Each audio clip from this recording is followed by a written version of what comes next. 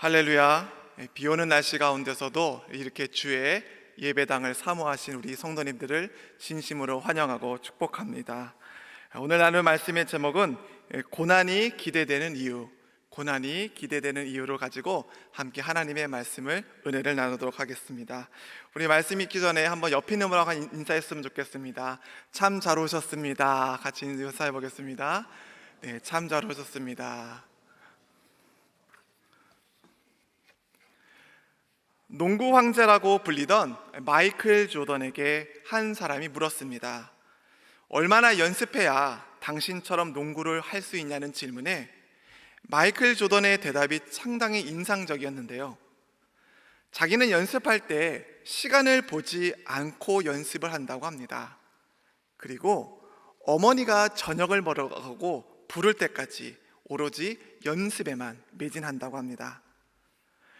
TV나 여러 매체들을 통해서 우리가 운동선수들을 많이 보게 되는데요. 특별히 올림픽과 같은 큰 대회에서 우승을 하거나 높은 점수를 얻을 때 운동선수들이 환호성을 지르는 것을 우리가 보게 됩니다. 보기만 해도 정말 대단하고 아찔하고 짜릿한데요. 실제로 그런 기술과 속도가 나오기까지 얼마나 많은 훈련을 하며 연습했는지 사실 보통 사람은 가늠하기조차 어렵습니다. 우리가 연주자들을 봐도 비슷한 경험을 하게 되죠. 세계적인 콩쿠르에서 수많은 관중들 앞에서 화려하고 또 정확하고 또 감동적으로 연주하는 것을 보면은 우리 가운데 감탄만 넘치게 됩니다. 그리고 박수를 보내게 되고 또 앵콜 공연을 또 요청하기도 하죠. 하지만 어떤 악기는 이 소리를 내는 데만 수개월이 걸리기도 하고 또 어떤 악기는 악보대로 연주하면 실제 음보다 높아지거나 또 낮아져서 숙련되지 못하면 제대로 된 하나 내지 못합니다. 그런데 연주자가 그런 실력을 갖추기까지 얼마나 많은 연습을 하고 또 좌절하는지 보통 사람은 상상할 수가 없습니다. 한 곡을 제대로 연주하려고 절망하기도 하고 또 때로는 그만두려는 수많은 갈등은 우리 눈에는 보이지 않죠. 우리가 하나님의 말씀을 들을 때도 마찬가지입니다. 예배 가운데 머물 때, 기도할 때, 찬양 드릴 때 우리가 하나님의 음성을 듣고 하나님의 계심을 경험합니다. 그렇게 받은 은혜가 참으로 커서 세상의 어떤 문제도 넉넉히 이길 수 있을 것 같습니다. 그 은혜 가운데 영원히 머물러서 하나님의 영광을 위해서 살아가겠다고 다짐을 하기도 하죠. 이제 하나님만 계시면은 우리 삶 가운데 더 이상 두려울 것은 하나도 없는 존재가 되어갑니다. 그런데 막상 다짐하고 기도하고 은혜 가운데 머물러 있어도 우리가 세상으로 나아가면 어떻게 됩니까?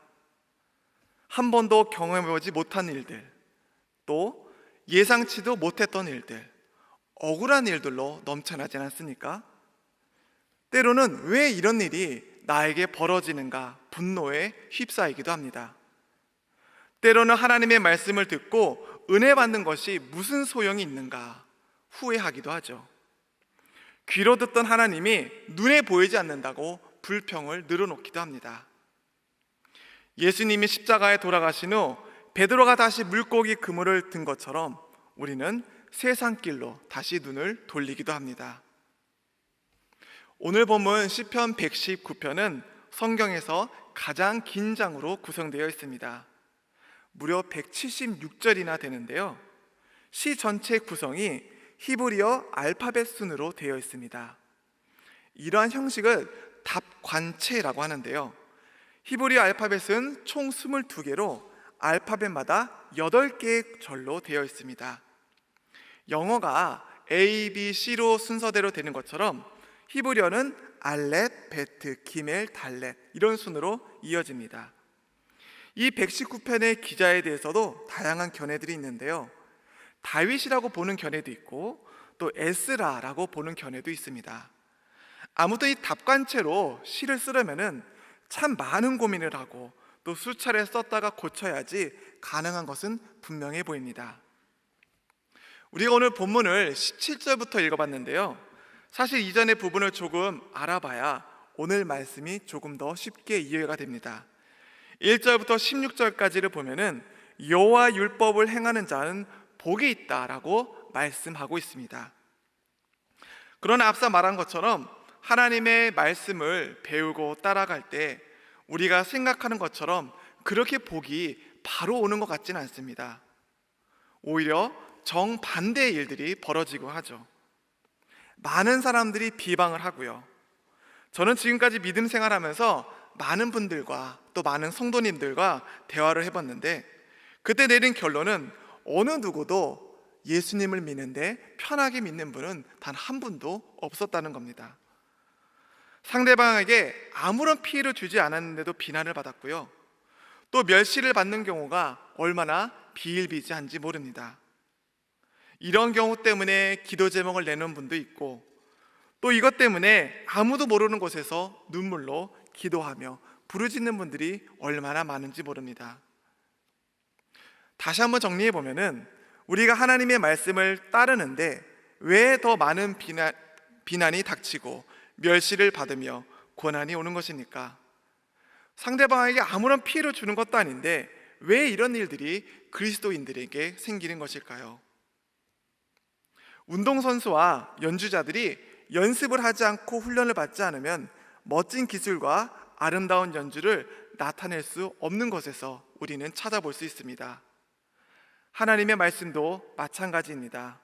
하나님의 말씀 속에는 엄청나고 놀라운 복과 비밀이 숨겨져 있습니다. 그래서 그리스도인들은 고난이 기대가 되는 사람들입니다.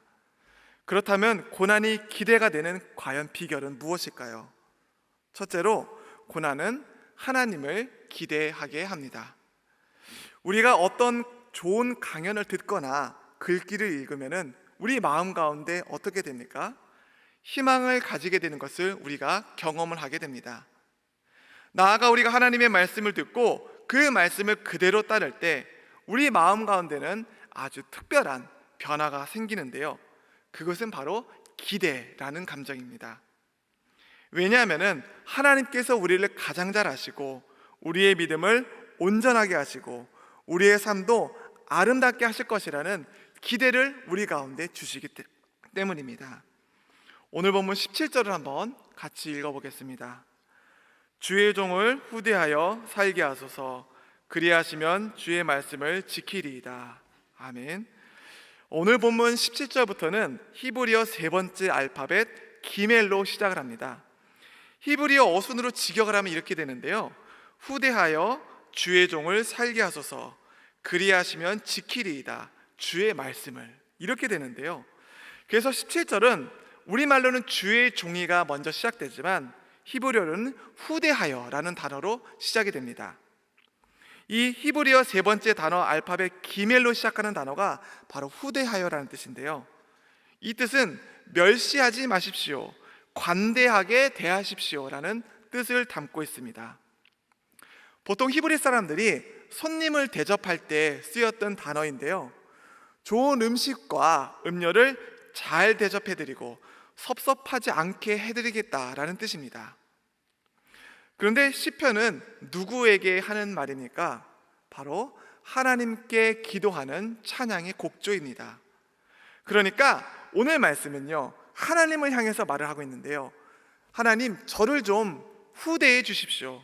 저를 섭섭하지 않게 해주십시오. 저를 관대하게 대하여 주십시오. 이렇게 말을 하고 있는 것입니다. 우리가 자칫 생각하면은 어떻게 사람이 하나님께 이런 말을 감히 할 수 있겠는가라고 생각하고 있는데요.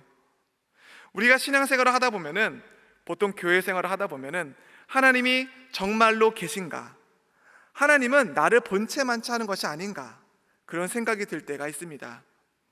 하나님은 사랑의 하나님이시고 나를 사랑하신다고 분명히 말씀하시는데 왠지 나를 귀찮게 여기실 것 같은 생각이 들 때도 있고요.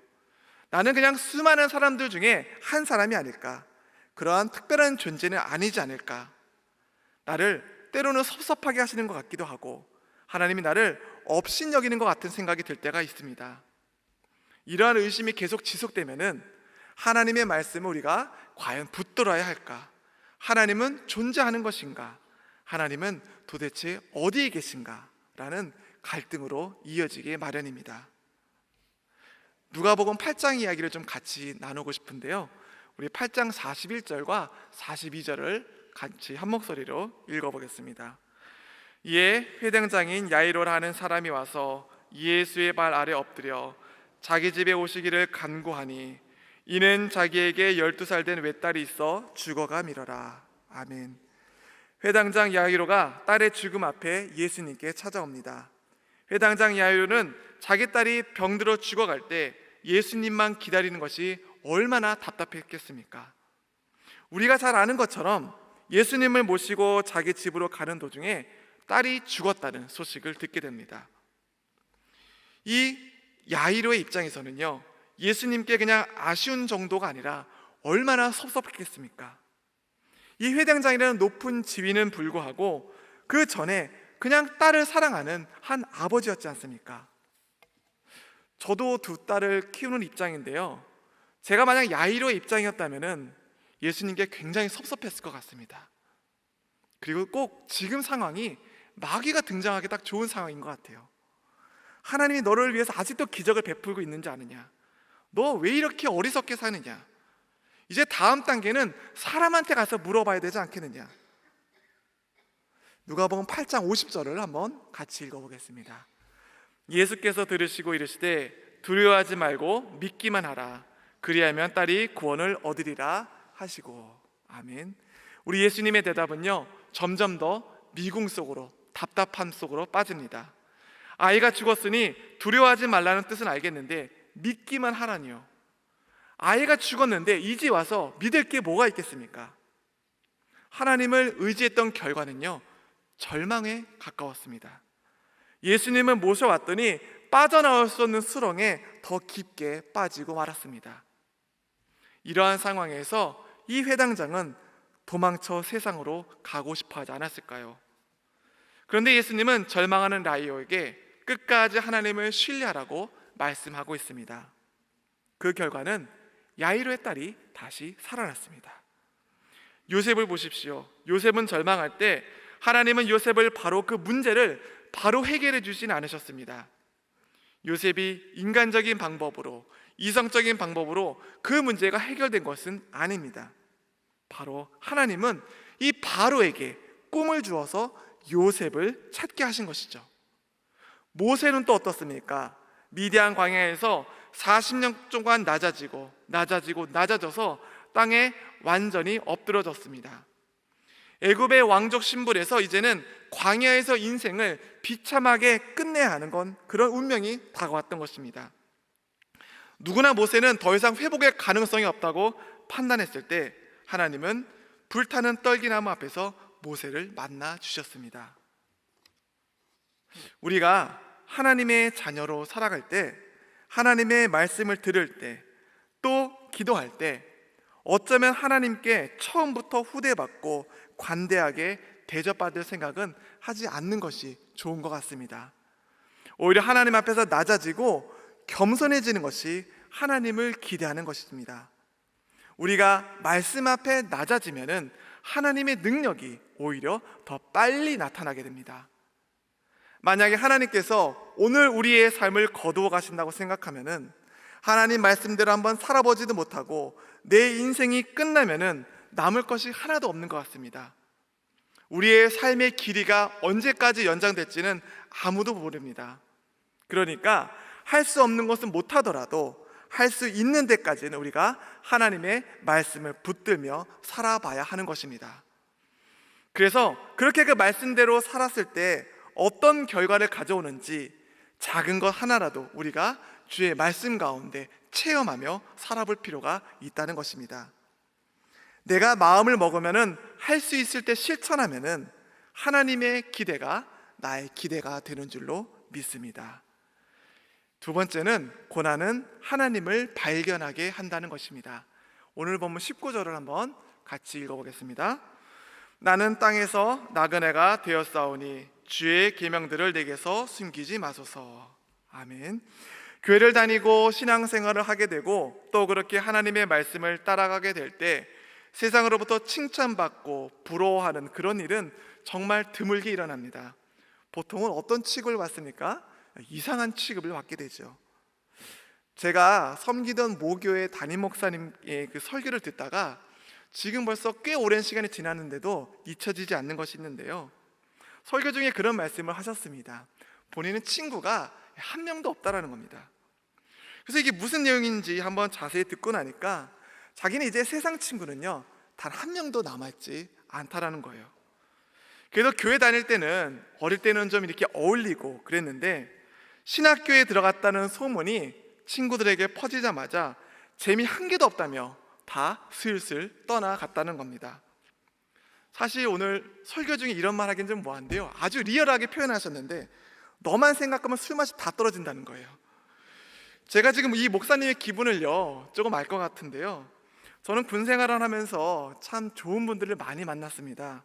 훌륭한 동기들도 있었고요, 훌륭한 고참들도 있었고 후임들도 만났는데, 군 생활을 마치고 제가 이제 신학대학원에 간다는 소문이 듣자 똑같은 얘기를 들었습니다. 너 재미없으니까 이제 나랑 놀지 말자고. 우리가 하나님의 말씀으로 은혜 받기 전에는 다른 사람들도 있고 친구들도 있고 때로는 가족들과의 관계가 참 좋았습니다. 가족과 친구는요 매우 소중한 존재였고 세상의 멋진 소망이 되는 그러한 삶을 살았습니다. 그런데 하나님의 말씀으로 우리가 은혜를 누리면 변화가 일어나는데요, 바로 눈에 보이는 것들이 전부가 아니라는 것을 깨닫게 됩니다. 내 주변의 친구가 가장 소중했는데 이제는 하나님 말씀 가운데 있는 예배가 가장 소중해집니다. 가족이 전부라고 생각했는데 가족보다 더 소중한 하나님이 계심을 알게 됩니다. 내가 열심히 노력해서 성공하는 것이 최우선의 과제였는데 나의 뜻보다 하나님의 뜻이 더 중요하다는 것을 알게 됩니다. 그래서 우리는요 갑자기 말씀처럼 이방인이 되고 이상한 취급을 받고 나그네가 되고 맙니다.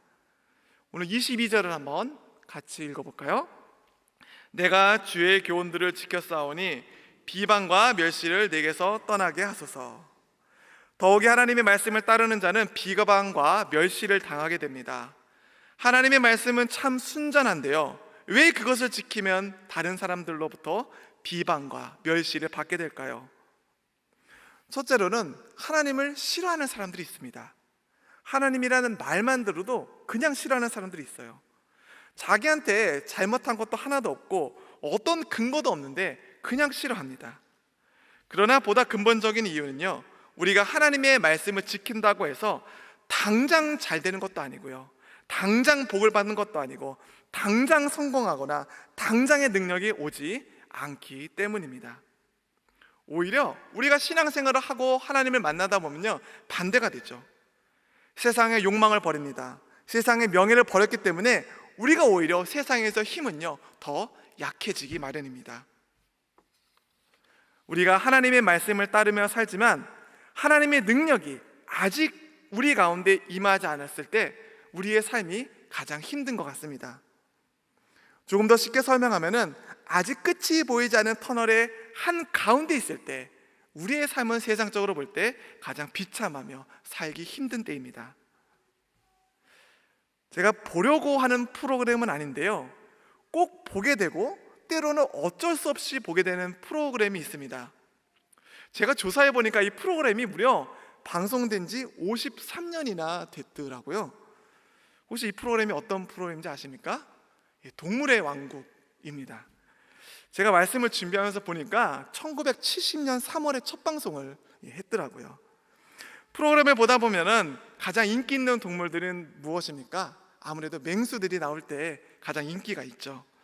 사자나 호랑이 같은 맹수들의 사냥 장면은요 참 언제 봐도 스릴 있고 정말 인상적입니다. 그들의 용맹한 모습은 참 멋진데요, 그래도 아무리 사자나 호랑이 같은 맹수라 하더라도 새끼일 때는 아무 힘이 없습니다. 오히려 다른 맹수들에게, 다른 동물들에게 잡아먹히기도 하죠. 그래서 맹수들도 어떻게 합니까? 맹수들도 자기 새끼들은 숨깁니다. 우리 스바냐 2장 3절을 한번 같이 읽어보겠습니다. 여호와의 규례를 지키는 세상의 모든 겸손한 자들아, 너희는 여호와를 찾으며 공의와 겸손을 구하라. 너희가 혹시 여호와 분노의 날에 숨김을 얻으리라. 아멘. 하나님은 하나님의 자녀를 숨겨주시는 분입니다. 고난은 우리를 숨겨주시는 하나님을 만나게 합니다. 그렇게 하나님의 말씀을 따라가게 되고 이상한 취급을 받게 될 때 하나님이 숨겨주시기 때문에 우리가 그 하나님의 품에서 잘 견뎌내야 합니다. 비방과 멸시를 당할 때는 어떻게 해야 합니까? 주의 품에 잘 숨어 계셔 보십시오. 그렇게 고난 가운데 하나님께 온전한 믿음과 함께 할 때 하나님의 말씀이 살아나서 깨어나는 놀라운 역사가 우리 가운데 임하는 줄로 믿습니다. 셋째로, 고난은 기도로 놀라운 것을 보게 합니다. 오늘 본문 18절을 한번 같이 읽어보겠습니다. 내 눈을 열어서 주의 율법에서 놀라운 것을 보게 하소서. 아멘. 우리가 보통 고난이 다가온다고 할 때 가장 먼저 생각나는 것은 아무래도 물질적 고난이 되겠고요, 그 다음에 또 관계적 고난이 아닐까 생각합니다. 세상에 많은 문제가 실제로 이러한 고난들로 가득 차 있는데요, 사람들은 이러한 것에서 벗어나기 위해 많은 노력을 합니다. 그러나 우리 믿는 사람들에게, 그리스도인들에게 가장 큰 고난은 바로 진리를 제대로 보지 못할 때 일어나게 됩니다. 하나님의 말씀을 처음 배워갈 때 그 기쁨과 감동은요, 우리 성도님이라면 한 번 정도는 경험해 보시고 또 기억할 텐데요, 우리가 말씀을 한 절 한 절 읽을 때 얼마나 기쁘고 사랑스럽고 매일 은혜 가운데 살게 되는지, 정말 어떤 가수는 앉으나 서나 당신 생각을 했는데 우리 믿는 사람들은 앉으나 서나 누울 때나 언제든지 하나님의 은혜 가운데 있는 것을 경험하게 됩니다. 문제는 더 깊은 말씀 가운데 가고 싶지만 그 입구를 찾지 못해서 헤매는 경우가 있다는 겁니다. 그 이유는 바로 우리의 눈이 어둡기 때문입니다. 눈이 어두우면요, 일단 나를 잘 보지 못하고요, 상대방도 잘 보지 못하고 세상도 모르게 되고, 나를 보지 못하다 보면 내가 어떤 존재인지 모르고 또 내가 얼마나 귀한 자인지 잘 깨닫지 못한다는 데 문제가 생깁니다. 그래서 시편 기자는 내 눈을 열어서 주의 율법에서 놀라운 것을 보게 하소서, 이렇게 노래하고 있습니다. 우리가 처음 하나님의 말씀을 듣고 은혜를 받아 눈이 열리지만 제대로 보는 것은 또 다른 문제라는 것입니다. 무엇인가 보이긴 보이는데 그것이 무엇인지 정확하게 아는 것은 또 다른 문제입니다. 무엇인지 알긴 알겠는데 이게 제대로 무엇인가, 또 무엇을 보게 해달라고 어떻게 기도해야 되는가에 대해서 굉장히 많은 관심을 갖고 있습니다. 이럴 때 우리는 하나님 말씀을 보게 해달라고 기도해야 합니다. 누가복음의 이야기로 잠깐 가고 싶은데요, 누가복음 24장에 엠마오로 가는 두 제자 이야기가 나옵니다. 이 두 제자 옆에는 부활하신 예수님이 옆에 서 계셨습니다. 그리고 서로 바라보면서 대화도 하게 되는데요, 그런데 예수님을 이 두 사람은 알아보지를 못합니다. 함께 이야기를 하며 걸어가지만 옆에 있는 사람의 예수님이조차 알지 못합니다. 바로 왜 그렇습니까? 눈이 어두웠기 때문입니다. 눈이 어두우니 무슨 일이 벌어집니까? 기록된 성경도 제대로 보지 못하는 일이 벌어지고 맙니다. 구약을 통해 약속된 그 예수님이 바로 옆에 있는데도 알아보지 못합니다. 직접 예수님을 만나도 부활의 말씀을 잃어버리게 되었습니다. 누가복음 24장 17절을 한번 같이 읽어보겠습니다. 이에 모세와 모든 선지자의 글로 시작하여 모든 성경에 쓴 바 자기에 관한 것을 자세히 설명하시리라. 아멘. 예수님은 성경에 있는 자신 예수님에 관한 것을 말씀해 주시자 무슨 일이 벌어집니까? 바로 눈이 열리게 되는 것이죠. 자세히 알게 하니 새로운 영적인 진리가 눈을 뜨게 되었다는 것입니다. 우리 31절과 32절을 한번 같이 읽어보겠습니다. 그들이 눈이 밝아져 그인 줄 알아보더니 예수는 그들에게 보이지 아니하시는지라. 그들이 서로 말하되 길에서 우리에게 말씀하시고 우리에게 성경을 풀어주실 때 우리 속에서 마음이 뜨겁지 아니하더냐 하고. 아멘. 눈이 열리고 영적인 눈이 떠지는 일은 스스로의 노력이 아니라 바로 오직 하나님의 권능인 줄로 믿습니다. 그리고 깨닫게 하셨을 때 눈이 열리고 부활하신 예수님을 깨닫게 되었습니다. 그리스도인들에게 가장 큰 고난은요, 바로 진리로 보지 못할 때 일어납니다. 눈이 열려 은혜로 넘치는 매 순간을 감사로 느끼며 사는 사람들이 있는 것 반면에, 홍해를 마른 땅으로 건넜던 이스라엘 백성들의 입술 가운데는 불평만 퍼져나왔습니다. 그렇다면 우리가 과연 기도해야 될 것은 무엇일까요? 바로 숨겨진 하나님의 놀라운 것을 보게 해달라고 기도해야 합니다. 그래서 하나님의 뜻을 깨닫고 또 깨닫게 해달라고 간구해야 합니다. 하나님은요, 때로는 사랑하는 백성들에게 고난을 통해서라도 기도하게 하시는 줄로 믿습니다. 우리의 마음의 눈을 밝혀주셔서 하나님의 놀라운 권능과 역사하심을 볼 수 있게 해달라고 우리 믿는 사람들은 기도해야 합니다. 사랑하는 주님의 교회 성도 여러분, 하나님은 우리에게 복을 바로 즉시 주시는 경우는 상당히 드뭅니다. 오히려 하나님은 하나님의 말씀으로 우리를 연단하시고 정금이 되기를 더 원하시는 분이십니다. 노아도 수많은 세월을 방주를 만들며 하나님의 약속을 기다렸습니다. 모세는 40년의 세월을 광야에서 보냈습니다. 하나님의 때가 되면은, 하나님이 우리를 옳다고 인정하시는 그때가 되면은 하나님은 우리에게 세상의 복과 비교할 수 없는 놀라운 복을 주시는 분이심을 믿으시기를 바랍니다. 하나님의 말씀을 듣고 은혜를 누릴 때에는 꼭 하나님과 함께하는 것 같은데, 일상생활로 돌아오게 되면은 다시 이생의 자랑에 우리의 안목이 어두워지는 것 같습니다. 이로 인해서 우리는요, 좌절할 때도 있고요, 나에게 실망할 때도 있고, 세상의 권세자들에게 멸시를 받기도 하고 천대를 받기도 합니다. 또 고난을 피한다고 피해집니까? 또 피할 수도 없습니다. 세상의 방법으로 아무리 노력한다 하더라도 고난을 더 잘 이해하고 대처할 수 있는 것도 아닙니다. 그러나 그리스도인들에게 고난이 기대되는 이유는 바로 우리가 이미 찾은 길을 하나님이 그대로 걸어가게 하시기 때문입니다. 하나님을 더 깊이 만나게 되고 그 말씀을 고난을 통해서 우리가 더 깊게 붙들게 되기 때문입니다. 점점 더 하나님의 말씀을 듣고 은혜 안에 놀라운 세계 안으로 고난은 우리를 이끌고 들어가게 합니다.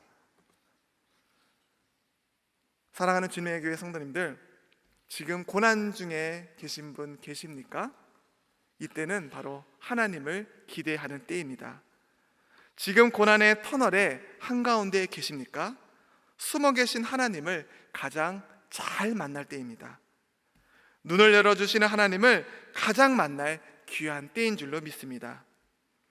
그 고난이 다 끝나는 그때에 잘 견뎌내는 모습을 보시는 하나님께서 우리에게 참 아름다웠다고, 참 잘했다고 두 팔 벌려 안아주실 줄로 믿습니다. 하나님 아버지, 비 오는 날에도 주의 말씀을 기억하고 교회에 나와 주님이 주신 기도 제목을 품고 예배드리며 간절히 기도하게 해주시니 참으로 감사합니다. 오늘 말씀처럼 우리에게 닥친 고난으로 하나님의 은혜를 경험한 때임을 이 시간 고백하오니, 고난을 통하여 놀라운 것을 예비하시는 하나님을 만나게 하여 주시고 하나님을 찾게 하여 주시고 하나님 말씀을 더욱더 사랑하게 하여 주옵소서. 고난 중에 있는 우리 모든 주님의 교회 성도님들의 고달픈 마음을 말씀으로 위로하게 하여 주시고 거룩으로 구별되게 하여 주셔서 주의 기이한 것들을 보며 영적인 눈도 뜨게 하여 주옵소서. 하나님의 선교를 세우는 가정을 통하여 우리의 모든 기도의 제목마다 기쁨을 허락하여 주시고 누구보다 예수 그리스도를 뜨겁게 만나고 경험하며 가정에서 믿음이 회복되게 하여 주시고 어두운 우리의 눈이 밝게 하여 주옵소서. 환우들 위하여서도 간절히 기도하오니 오랜 투병자에 있는 환우들 긍휼히 여겨주시고 두려워 말지 하여 주시고 낙심치 말게 하여 주시고 오늘 이 기도를 들으신 하나님께서 반드시 질병을 고치시며 노인받게 하여 주옵소서. 이 모든 간구 예수님의 이름으로 간절히 기도드립니다. 아멘.